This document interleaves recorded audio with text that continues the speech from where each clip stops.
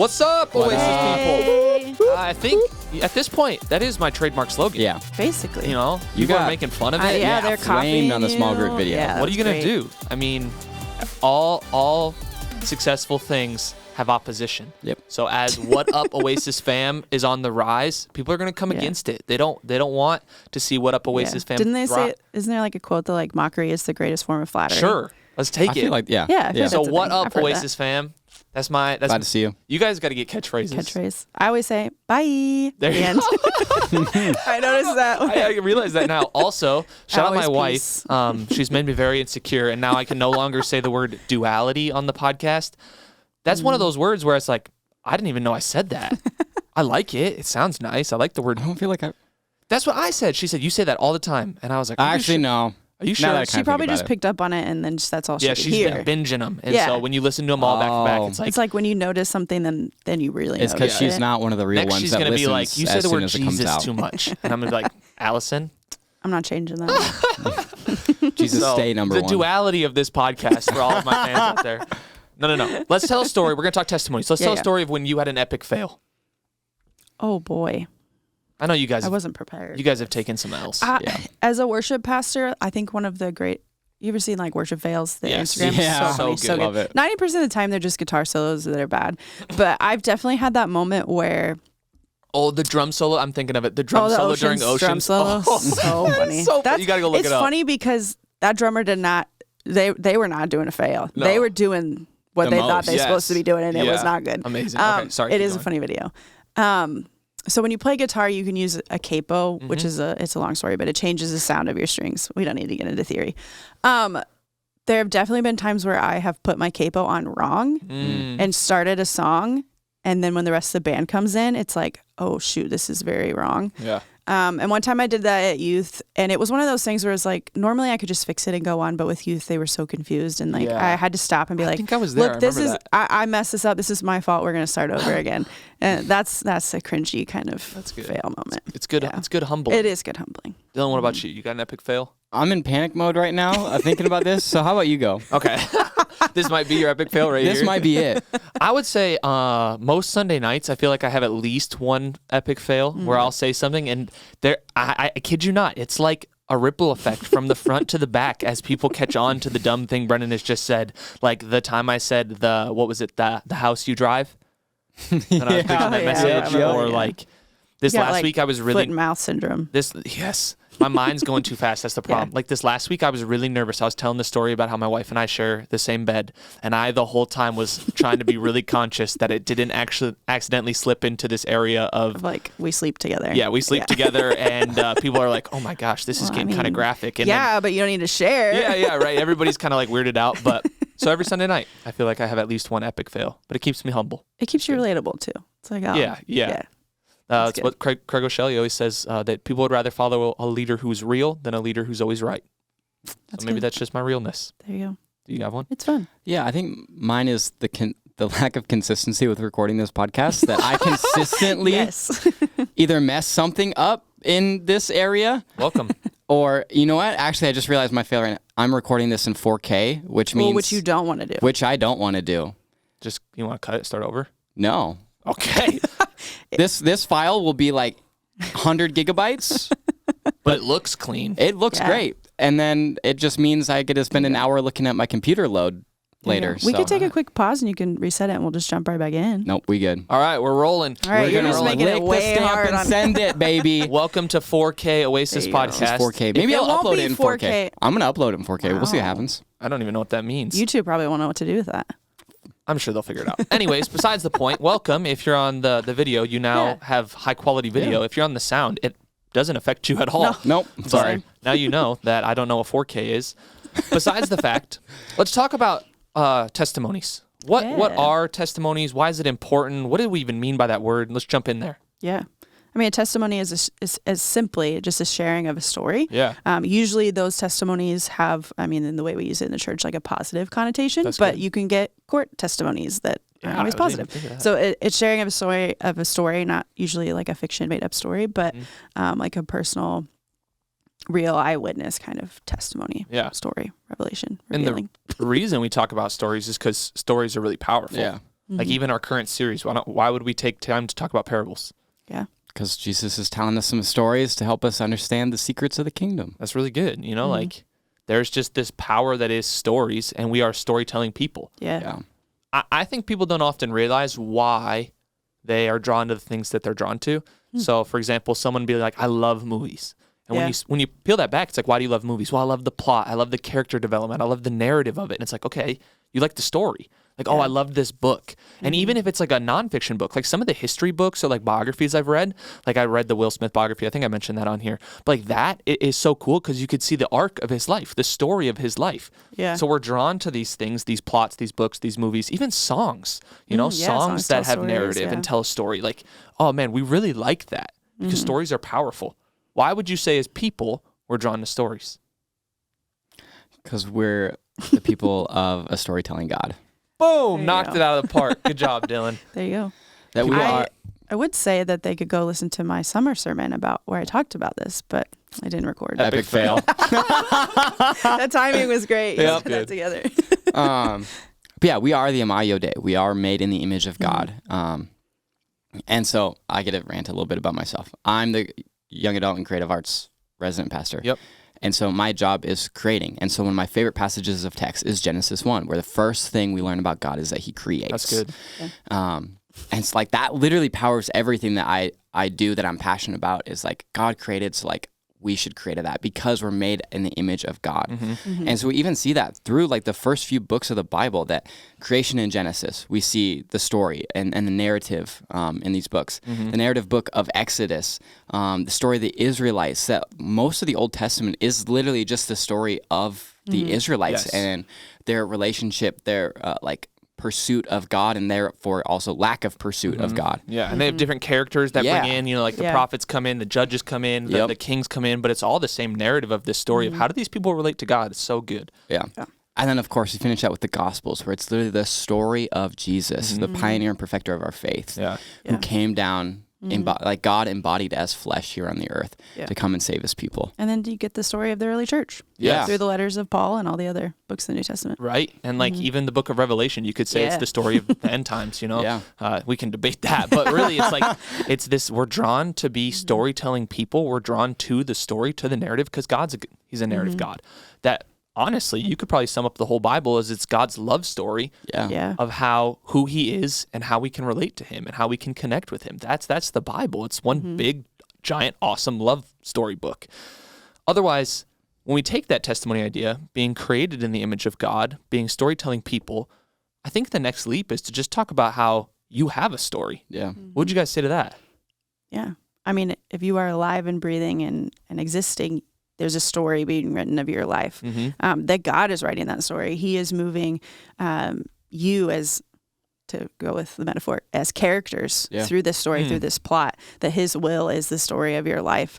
And so it's important to recognize that you're not just an aimless clump of cells floating around in history, but there's a story and there's significance in your story. And we can even push into like what significance you play in the larger story. Yeah. 'Cause that's probably a whole nother conversation. Like really the story is not about you, the big picture. Yeah. It's about God. Yep. We are minor characters, very, very minuscule characters in God's larger story.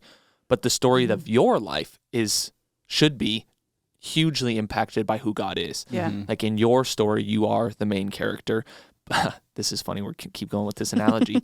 And that matters. And God's doing something. Like even this last week or 2 weeks ago, whenever this comes out, at kickoff, when I finished that message, we had chatted about, okay, how do we want to finish this night? It's going to be a really powerful night, sharing the prodigal son story. Like, what do we want people to be able to leave or to put a marker down with? And we wanted people to recognize that, like, everybody has a story and God is working and moving in everybody's life. And we didn't know where everybody came into that moment with what their story was, but maybe for some people, and we think it was, and we've had conversations where we've seen it be, that was a significant point in their story. Like a turn of a new leaf, a new chapter, something starting afresh and anew, as maybe they've come back to God, maybe they rededicated their life to God, maybe they've just recognized the love of a father. They were trying to live faithful, but they didn't really know who God was, and now that chapter has started anew and afresh because God is turning a new leaf. He's writing a new page to that story, and that's super awesome. So good. Otherwise, like, besides that, we can use some personal examples here at the table, but if someone's hearing this for the first time and they're like, okay, I recognize I have a story, how would we encourage them to start to articulate that story? Because as much as we can recognize it, half the power, if not more than half the power, comes from being able to tell other people about the story. If God is doing something in our life, how do we tell people about that story? How do we tell people our testimony? Yeah. But the reason we do that is twofold.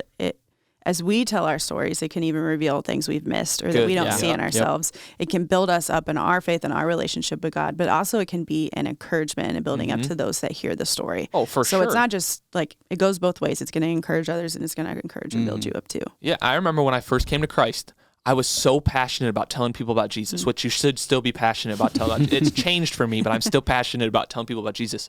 And I asked someone, I said, how do I prove that God is real to someone? And we sat down and we wrote out all these things. It's like, oh yeah, you can look at the authenticity of the Bible, and you can look at the people who died for Jesus, and you can look at like the way creation and Romans talks about all of creation testifies to God. Like, we wrote all that down, and at the end, this guy turned to me and he said, but really what you should do is you should tell him your story. Yeah.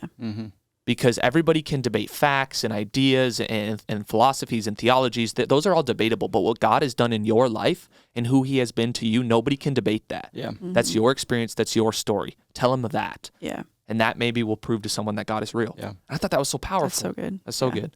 So how do we encourage someone to take that step to start to share their story? What do you guys think? Start telling it. Yeah. And also like understand the way to articulate it is there's like sort of like a past, present, future, that there was probably like for most people a time without God. Then there's a time where you met God, and now there's life with God. Yeah. And so what points can you articulate from those that show who God is? So like life without God. Maybe you said like, I didn't need God. Like I'm fine on my own. Like I've made it this far.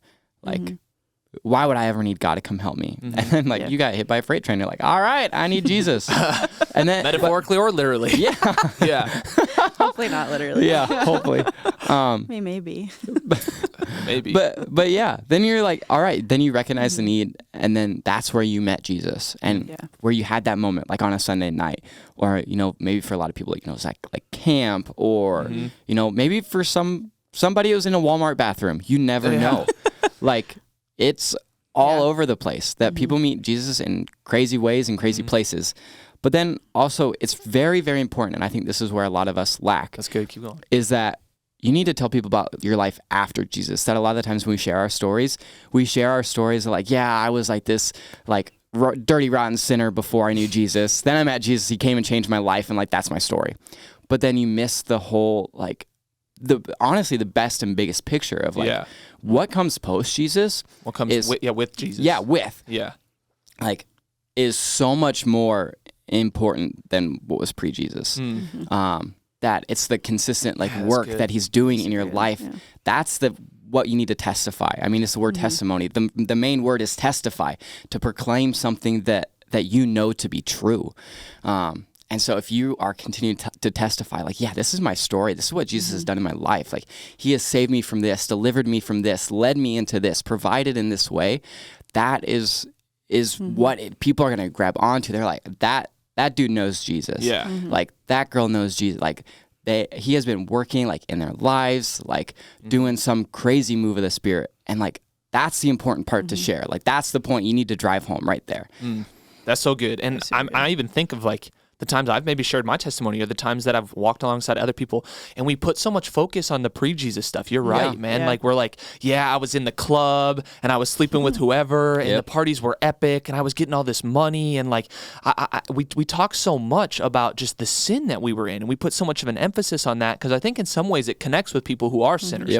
We're trying to make them see that we were once like you, and then we have this moment where we meet Jesus, or for some people you don't have that moment, but you have this transition where like Jesus became really real to you, and you tell people about that, but then we're afraid to tell people about what it looks like to live with Jesus, because we're like, oh, that actually takes commitment, and that can take like a lot of energy and a lot of focus and a lot of hard work, and we don't want to scare people with that. So we'd rather just connect with them in their story, tell them about who this Jesus guy is, but not invite them into something so much greater, this eternal life that Jesus is actually offering us. Yeah. So that's good. And I think too, like, this is just one method of doing it, and I think we'll share a couple others, but sometimes you don't have to give like the testimony. Like, this is my whole overview of like life with Christ. You But got maybe 40 it minutes could of be, it. Yeah, So you let's want sit to- down, maybe it could be coffee, a an quick hour. testimony about something specific. Yeah. And so you're summarizing a plot of something. So it's not like, here's when I met Jesus, but it's like, hey, I had this desire. I was That's in good. this pain, struggling with this thing. And then God revealed this solution and there was this outcome that came out of it. So it can be specific that maybe we'll connect with someone with specifically where they're at, Yeah. that they don't need the whole life story, the whole overview, but they need a specific, hey, I was struggling with depression and I had this desire to not feel alone. And then God showed up and put this person in my life who was able to walk through me through the mental health struggle and get me help. And then the outcome has been that now, like, I get to do that for other people, or God has healed me of that thing, you know? So like, that's an example for my life. Yeah. But so that's preaching. one way Yeah. to share a story. It doesn't have so to be good. the grand every single time. Yeah, and even like we talked to some of our leaders last night at our leadership meeting, and we were talking just about the first couple of weeks of being back in the fall rhythm and different things. And someone was sharing that exact thing. Yeah. They said, "Hey, I was having this conversation with this other person, and they were telling me some of their struggles." And this leader said, "All I did was share how those same struggles have looked in my life," Yeah. and that changed everything for that other Yeah. person. That person was like, really? Someone relates to me? Someone's gone through what I've gone through? Someone has solutions? Someone found hope in Jesus? Yeah. Yeah. And that changed that person's eternity. Yeah. But it was just through the power of story. Hey, I walked through that mess, and now that's my message. Right? Yeah. That's so good. Yeah. Super good. Otherwise, if you're looking to tell the holistic picture of your story, summarize it like a plot. Like when you see the movie, there's this preamble, then there's this introduction, then you meet the characters, then you like have the rising action, you know, what's the climax, the resolution. There's the whole plot arc. You guys didn't do This that? this I dude haven't done paid that since high attention school. in high school come on. English class. High school literature. It's beautiful. It's beautiful. There's the plot arc, and you can Yeah, tell yeah. your story like that. Like build up to it. What's the desire? What was the need? What was the pain? What was happening before Jesus? Explain to them what it was like, not only just like in facts, but in feelings, and build the story. Then bring someone to this. What was the solution? What was the climax moment? What was the moment you met Jesus, or the moment you turned to Jesus, like, and gave him your life? Because I want to hit that home again, where maybe it wasn't a hand raised in a church, maybe it wasn't a moment at camp, maybe for you it was just, hey, over a course of a semester, I don't know, things changed, and you started to really love and serve Jesus. Like that could be your moment, which is stretched out. And then what was the outcome? Like what's the resolution? What's the story he's continuing to write and to lead you into? Yeah. Let's tell a little bit just about our own personal. Maybe it could be a moment story if you want to share something like that. Maybe it could be like the more overarching. Feel free to just. Why don't you start? Is that good? Yeah. So I had grown up in the church. I was consistently every Sunday with my family, like going to church. We always sat in the back row, and I hated church because I was a kid, and we went to a really, really boring old people church. And so I just picked on my parents the entire time, poked them, prodded them, pulled their finger, stuff like that. Yeah. And like that went on for like most of my life until I got super involved with like sports and stuff. And so I was traveling all the time. So I always missed church because I was off across the state playing hockey, stuff like that. And so I really fell away from like what I thought faith was. I wouldn't even consider myself a Christian when I did go to church. If someone would have asked, would you have said you were Christian? Oh yeah, totally. Okay. But looking back, no way I was a Christian. Yeah. And then I had started to really rely on myself throughout middle school and high school to the point of like, yeah, I know everything. I'm smart enough. Like there's no scientifically possible way a God could exist, anything like that, which was really dumb. But yeah, even to the point where I would have like heavily considered myself an atheist. Okay. And then I was just like in the wrong crowd of people. And for a season, I really struggled with like just suicidal thoughts and stuff like that. And like as soon as that started, I had met somebody who was very adamant about telling me who Jesus was. They were like, you know, if you ever have any questions about Jesus, you're like, let me know. I'm more than happy to talk about it. And was consistently inviting me into this youth group called Young Life back in Rapid. And I was very adamant. I was like, nope, that sounds horrible. I was socially anxious senior in high school. And I was like, there's no way I'm going to meet people. But after a couple weeks of them nagging, I finally was like, all right, fine, I'll give in. And in that moment, like, I had a woman at the well moment. I got my story told back to me that was like, you know, you're either like the guy that was preaching who would end up being my leader was like, you're in three spots. You're either like totally good with God, like you got your relationship down, like you're loving life, like you're far from him, you don't really know what's happening, or you've been hurt and you're looking for something to pull you back up, that you're at rock bottom and you don't know where to like go next. And I was at rock bottom with no idea where to go. I had lost all my friends. Like, my relationship with my family wasn't great. Like, just was really struggling in life. I was like, all right, preach. And so I got involved and started going to small group every week, started going to Young Life every week, got involved with a whole bunch of friends. And then at camp that summer, I had kind of been living out the faith, but then I had an experience with Jesus, out in the middle of the Rockies, at midnight, all by myself. And that is where I know that I met the Lord, and that's where I gave my life to Jesus. And then after that, I came to SDSU, not by my own choice. This was the last school I ever wanted to go to. I came to SDSU kicking and screaming. But it was funny, my dentist at the time actually told me about this college ministry that his kid went to called Oasis. So funny. He was like, hey, you need to check these guys out. My kid goes there and he loves them. And so I did. The first weekend I got to SDSU, I grabbed some friends, all right, I'm going to love Jesus throughout my college career.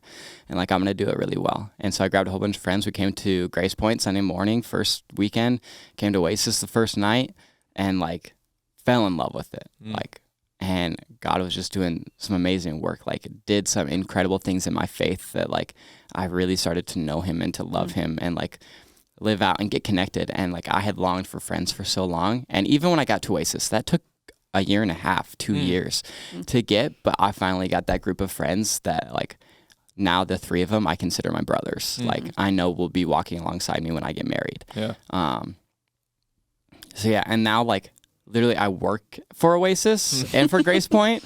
God called me into ministry, which is incredible. I got to leave SDSU, move across the state to Brookings, and then come here and be like, hey, you guys got a job open? But now I don't know if that's quite how it worked. You were just around all the time. You were like, you better pay this guy at some point. Yep, that is true. I mean, the other people on staff, that's how they got on staff. They just showed up and started doing stuff. Yeah, so if you want to work at Grace Point, I guess you just start showing up. But yeah, and now it's at the point where it's I'm working my dream job along with Oasis. I'm 21, I have my dream job. I'm set, that's cool. Loving life. God is doing amazing things through what I'm passionate about and is calling me into new and next steps. And yeah, it is so awesome, and he's done amazing work. So. And it all started with your dentist. Yeah, dude, legit. Shout out, dentist. Go visit your dentist. Yep. Doctor, whatever your name is. Yep. You want to go? You want me to go? You can go first. Yeah, I don't think I'll share the whole overarch because I think some people have heard that before, but I might just share a little bit of my call into ministry because I've been feeling that push. Just if you're listening or if you're someone out there that you've been I've wondered what being a pastor could look like. I think a lot of people wrestle with that question as they start to love Jesus, and some of you are called and some of you are not. So do not hear that just because you have had that inkling or you've heard that or you've thought that you are called to be a pastor. If you are called to be a pastor, God will make it evidently clear in your life, and he will bring you to it. I promise you. Because for me, he had to bring me kicking and screaming. That I remember for the first time, and I'll share this story, that I remember that when I was sitting in youth group as a senior, watching the pastor preach and thinking it's probably one of the closest times I've almost audibly heard the Lord. And he was saying, you should do that. You should teach people the Bible. And for 20 minutes as that guy preached, I was all in. I was about to walk out of that place, drop out of college, go to seminary. And then we walked outside the church, the worship center, and we were back in the foyer. And someone was like, hey, how's the message? And I was like, it was good. And that was it. It was a thought in the wind. I was never going to do that because I had these aspirations and these hopes to be something more than that. I wanted to be a lawyer. I wanted to be a doctor. I wanted to make a ton of money. I wanted to have status and success and comfortability in life and be able to do what I wanted. I wanted all those things, but yet God was nagging and he kept asking. And it took not from my senior year, but to my sophomore year of college. It took almost 3 years for God to continue to bring this idea back up, to continue to have people ask me questions out of the blue, hey, have you ever thought about being a pastor? And I'd be like, you shut up, you leave. Who you been talking to? That's you know who God is. They would do those weird things like that. And then there was this moment where I was listening to a testimony, right? I didn't even think about that until I said that. I was listening to Pastor Steve tell his testimony. And he was talking about how he had known he was supposed to be a pastor, but avoided it, went into engineering, spent 10 years as an engineer. The whole time he was loving the Lord, encouraging people towards Christ, having a ton of fruit in his relationships, but there was always this nagging in the back of his mind that he should have been a pastor.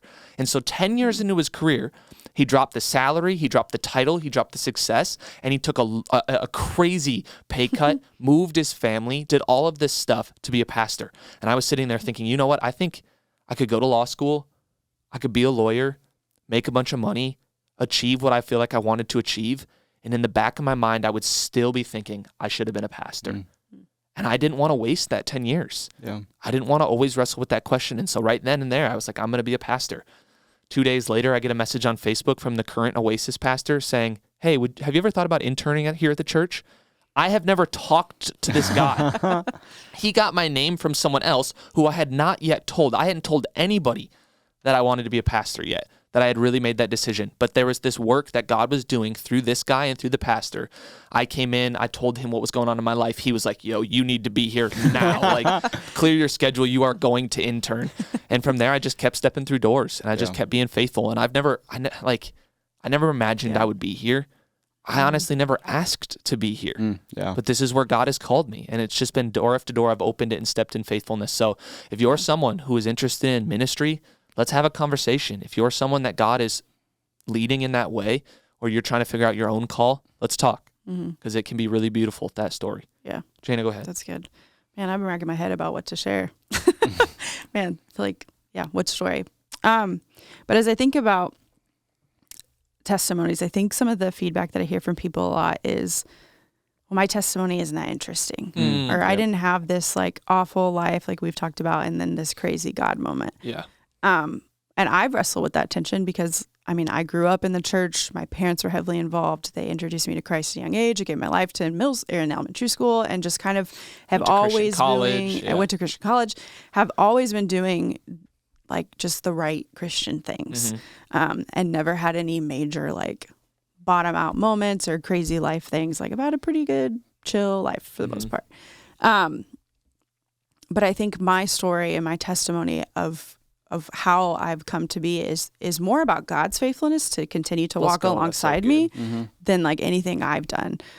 Because even though I was, as a high school student leading worship or on a leadership team or going to a Christian college or all these things, I hadn't stepped into the depth of relationship that God wanted to have with me that I could have. And even though I wasn't fully surrendered to him in that way, he continued to lead me into different places of ministry. Like my testimony of how I was called to ministry is I didn't have a clear call. I just started doing what God showed me to do the next thing. And then all of a sudden I ended up here, which is cool. But I think like, let me encourage you in that. If you're like, I just grew up in the church and I've just always done this, like your testimony is still valid and your faithfulness is still a story and God's faithfulness in that is also still a story. Yeah. So, well, and I think there's been people, and I've had this conversation where they're like, I wish I had your testimony. Like people will say that to someone who's got a crazier testimony. Yeah. Like Ben got that a lot because Ben was like an alcoholic and then like was suicidal and like super depressed and parent situation was tough. And he had this like super bottom out moment. And I remember like, he's had people, and I've had people, they're like, I wish we had your story. There's such power in that. But I love how you said it, like your testimony, if you've been faithful through life, is of God's provision. Of his faithfulness. Even when you felt like you weren't faithful, that you were still walking with the Lord, like God was always there. Like that's who God is. I love that. It's so good. And there's like such a beauty that's been lost in the mundane, like in this world of like hot topics and like crazy highs, crazy lows. The mundane, like steady is so beautiful. And it's been like horribly lost. Yeah. Paul's challenge to Timothy to live a quiet life. Yeah. Who's out there living a quiet life right now? That's like, if you are, probably nobody's hearing from you because you're living a quiet life. Like that is totally so lost. Yeah. So good. Let's finish up here that even when it's not your story is still important. So as people sitting at the table, we have opportunity to share story of what God is doing, as well as you have opportunity that maybe it's not just sharing what God has done in your life, but what you see God doing in the lives of others, what you see him doing just as he unravels his plan or unfolds his plan of redemption. So what I want to do real quick is just, why don't you share one quick thing you've seen over the last 2 weeks that you've seen God do that you just want to testify and say, hey, this is who God is and this is what he's doing. Does that work? Yeah. Oof. All right. All right. I can't go first. Neither can I. All right. I'll go first. So we just had kickoff. We had a ton of people there, but even minus the people, we had a chance, like at our leadership meeting, to celebrate.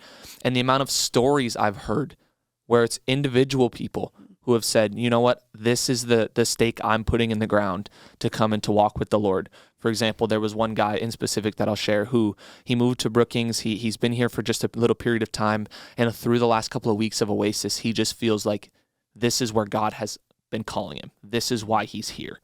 Like that moment where like we can be the answer to prayer, that we can be someone's purpose for living in Brookings. Yeah. Like to meet the Lord here and to serve the Lord. That was pretty epic for me. That's good. Does that give you time? I think so. Are you ready? You want me to go for it? Go. He's about to. Were you both about to go? I think we both said go for it at the same time to each other. You guys should keep this going. Tell your stories at the exact same time. And let's just. All right. So, wow, we're killing it today.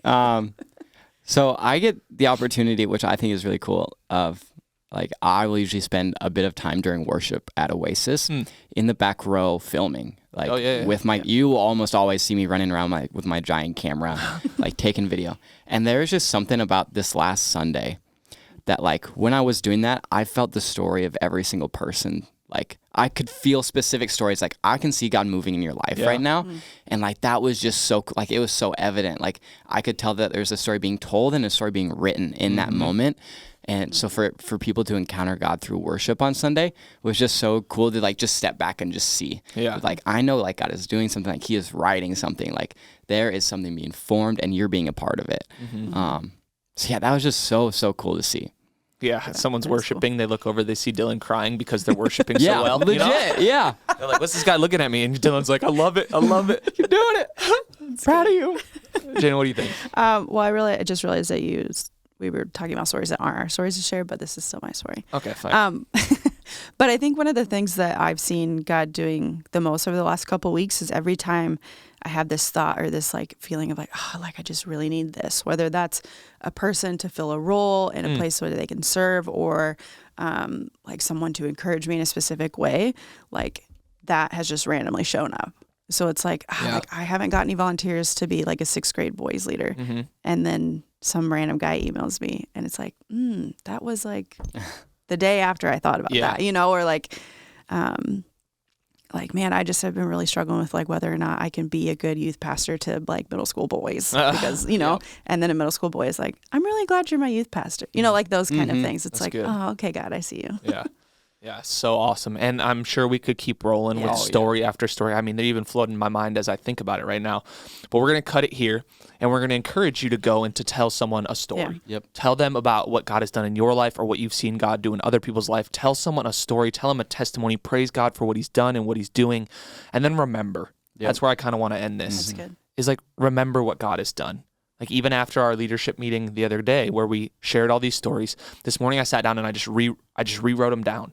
Because there's going to be times ahead where things are tough and God feels distant and you're like really in the trenches or you're in the valley. And that's when the command of remember is so important. Where you get to look back and you say, the same God who was faithful then, he will be faithful now. Or if you don't feel like he's faithful now, he will be faithful in the future. God is writing your story even when it doesn't feel like it. So remember what people tell you. Remember what you get to share. With that, peace out. We love you. Go do what you need to do. See ya.